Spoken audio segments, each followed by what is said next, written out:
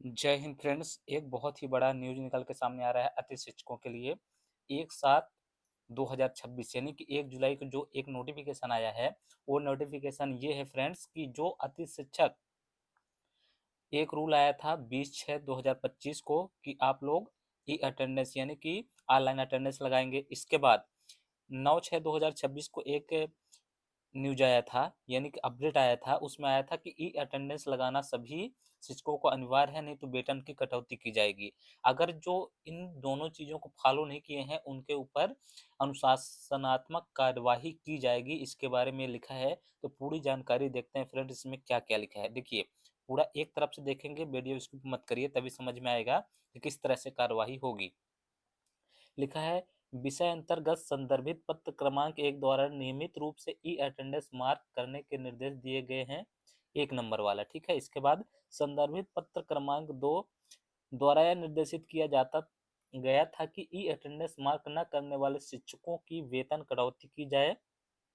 यानी कि दूसरा में जो 9/6 को एक निर्देश आया था, उसमें था कि अगर जो शिक्षक ई अटेंडेंस मार्क नहीं लगाते हैं उनका वेतन में कटौती की जाए। इसके बाद उपरोक्त निर्देशों के बावजूद भी वर्तमान में ई अटेंडेंस के माध्यम से उपस्थिति 90% के करीब है, जिससे यह प्रमाणित होता है कि 100% शिक्षकों द्वारा ई अटेंडेंस नहीं लगाई जा रही है, जो शासन निर्देशों का गंभीर उल्लंघन है तथा शैक्षणिक गतिविधियों के लिए बाधक है। ठीक है।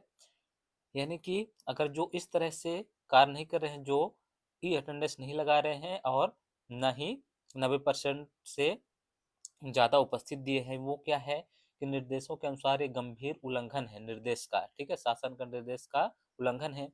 उपरोक्त स्थिति में दृष्टिगत निर्देशित किया जाता है कि ऐसे संकुल प्रचार जिनके द्वारा 100% ई अटेंडेंस न लगाए जाने वाले शिक्षकों के वेतन दे आहरण हेतु अग्रेसित किया गया है।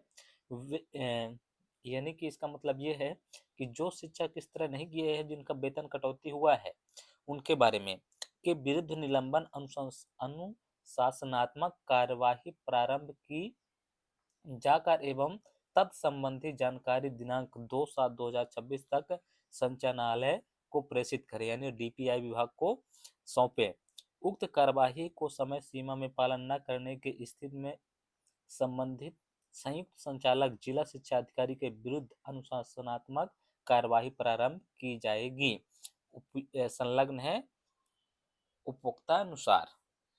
ठीक है फ्रेंड्स, तो बहुत ही खतरनाक ये न्यूज है। जो शिक्षक पूरी तरह से अटेंडेंस नहीं लगाए हैं और जो शिक्षक इस तरह के निर्देश को पालन नहीं किए हैं, उनके ऊपर एक कार्रवाई होगा। ये कार्रवाई के बाद क्या होगा आगे, अगले वीडियो में आपको जरूर बताएंगे।